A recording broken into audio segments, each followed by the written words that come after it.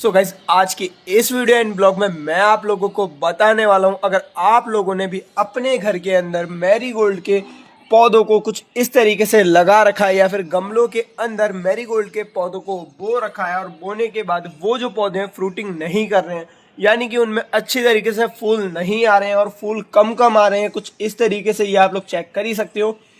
एक पौधे में 2 या 3 फूल लगते हैं, बस कुछ इसी टाइप से। और आप लोग इतने फूलों में संतुष्ट नहीं हो और आप लोगों को पौधे में फूल और चाहिए और कम कम फूल आते हैं पौधे के अंदर, तो आपको कौन कौन सी टिप्स एंड ट्रिक्स को फॉलो करना चाहिए और क्या क्या चेंजेस करने चाहिए पौधे के साथ, ताकि जो पौधों में जो फूलों की संख्या है ना वो दुगनी से तुगनी हो जाए। सो आज की इस वीडियो एंड ब्लॉग में आप लोगों को ये सारी जानकारी फुल डिटेल में पता चलने वाली है। सो वीडियो को स्किप बिल्कुल भी मत करना और छोड़ कर तो बिल्कुल भी मत जाना। सो चलते हैं फटाफट से एंड करते हैं बिना किसी देरी के आज की इस वीडियो एंड ब्लॉग की शुरुआत।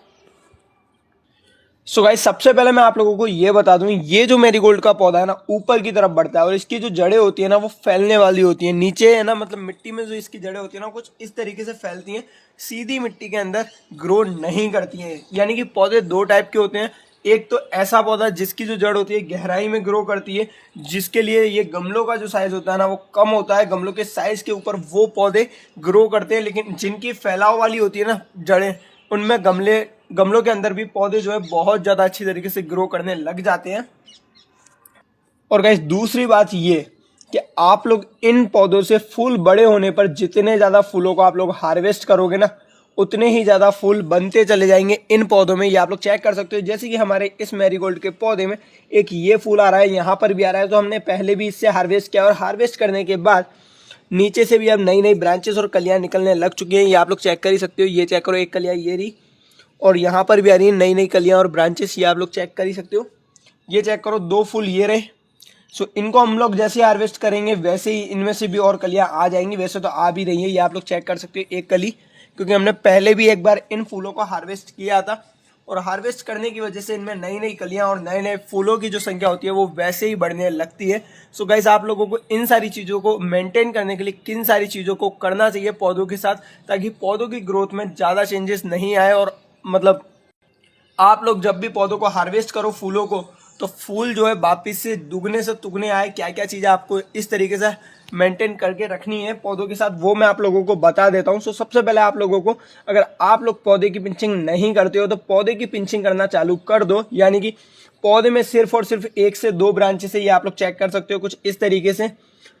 सो आप लोगों को ज़्यादा कुछ नहीं करना है, पौधे की जो होती है पिंचिंग करना चालू कर दो। यानी कि जहाँ से नई नई पत्तियां और फूल आती है ना उन ब्रांचेस को ऊपर से छाटने लग जाओ। इससे होगा ये कि एक ही ब्रांच में कई सारी नई नई ब्रांचेस आएंगी और पौधे का एक ही फंडामेंटल है, जितनी ज़्यादा इन पौधों में ब्रांचेस आएंगी ना उतनी ही ज़्यादा कलियां और फूल आने लगेंगी। यानी कि पौधे की ग्रोथ बढ़ेगी तो इसमें जो फ्रूटिंग या फिर फूल है उनकी ग्रोथ भी ऑटोमेटिक धीरे धीरे बढ़ने लग जाएगी। सो आप लोगों को पौधे के साथ पिंचिंग करनी बहुत ज़्यादा ज़रूरी है शुरुआत में। और पिंचिंग करने के लिए ये वाला जो मंथ है ना फरवरी का, बहुत ज़्यादा मतलब बढ़िया मंथ है। इसके अंदर अगर आप लोग पिंचिंग करते हो तो रिजल्ट जो होते हैं ना सबसे बेस्ट आप लोगों को देखने के लिए मिलते हैं। इसीलिए आप लोग इस महीने में बहुत सारे पौधों के साथ पिंचिंग करना मत भूलना, क्योंकि पिंचिंग करने से पौधों की जो ग्रोथ है ना वो दुगनी से तुगनी हो जाती है। ये आप लोग चेक कर ही सकते हो।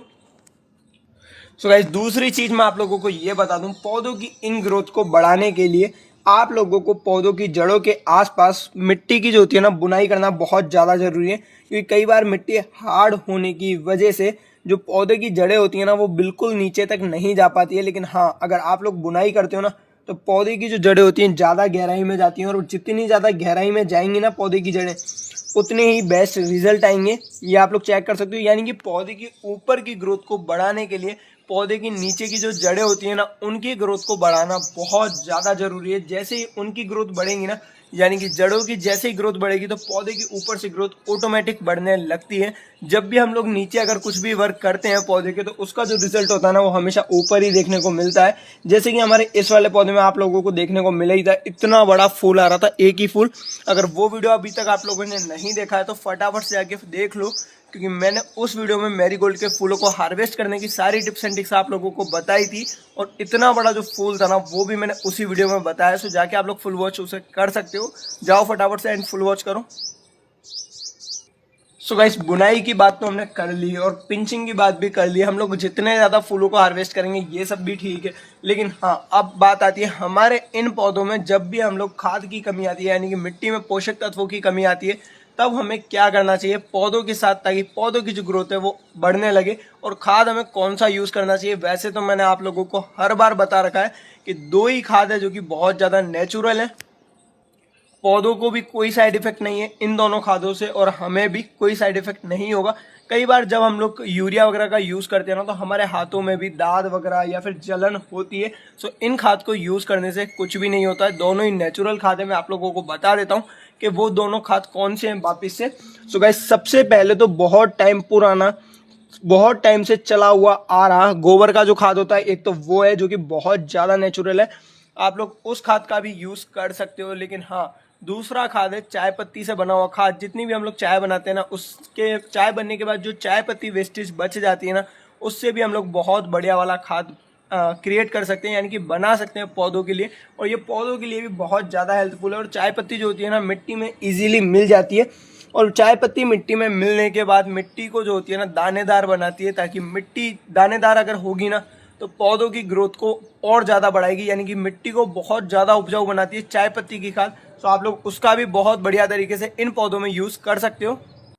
सो गाइस, मैं तीसरी खाद की आप लोगों को बात बताता हूँ, यानी तीसरा और एक और जो है बहुत ज़्यादा नेचुरल खाद। ये भी आप लोग अपने घरों से इजीली कलेक्ट करके बना सकते हो इस खाद से भी।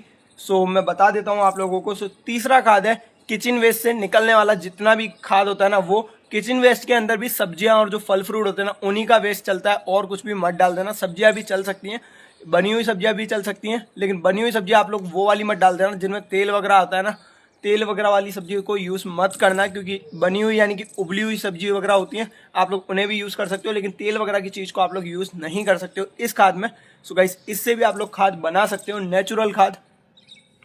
सो गाइस, वैसे तो मैरीगोल्ड के इन पौधों में कीड़े लगते नहीं है, लेकिन हाँ, कभी कभी पौधों के साथ कुछ ऐसा होने लगता है। ये आप लोग चेक कर सकते हो, इनकी जो पत्तियां होती हैं गलने और जलने लगती हैं कुछ इस तरीके से। ये आप लोग चेक कर सकते हो, ये रही। सो आप लोग इसे सही करने के लिए मैरीगोल्ड के पौधे की जड़ों में राख जो होती है ना, जलने के बाद राख बच जाती है, उस राख का भी यूज़ कर सकते हो पत्तियों पे और पौधों की जड़ों में डालने के बाद। और दूसरा है, आप लोग नीम का जो तेल होता है ना, नीम ऑयल जिसे हम लोग बोलते हैं, यानी कि उबाल के कड़वे नीम के पत्तों को उबाल के जो पानी बनाया जाता है ना, उस पानी को भी आप लोग इन पौधों में यूज़ कर सकते हो। सो ये वाला जो मतलब रोग है ना, ये खत्म हो जाएगा। ये वैसे तो है ना पौधे के साथ इसलिए होता है, ज़्यादा सर्दी में ज़्यादा पानी डालने की वजह से होता है, लेकिन हाँ, आप लोग जड़ों में अगर इसे डालते हो तो पौधा वापिस से सही हो जाता है। सो गाइस, आज के इस वीडियो एंड ब्लॉग को हम लोग यहीं खत्म करते हैं और मिलते हैं इसी के साथ next video and next blog में। लेकिन जाने से पहले अगर चैनल पे नहीं हो तो सब्सक्राइब एंड वीडियो पे नहीं हो तो लाइक करना मत भूलना। बाकी सारी डिटेल्स मैंने आप लोगों को इस वीडियो में बता दिए, मैरीगोल्ड के पौधों को दुगना ग्रोथ एक ही बार में करने की। सो बाय, मिलते हैं इसके साथ next video and next blog में। और जितना ज़्यादा हो सके प्लीज़ सपोर्ट करो। और हाँ, कोई भी डाउट रहा हो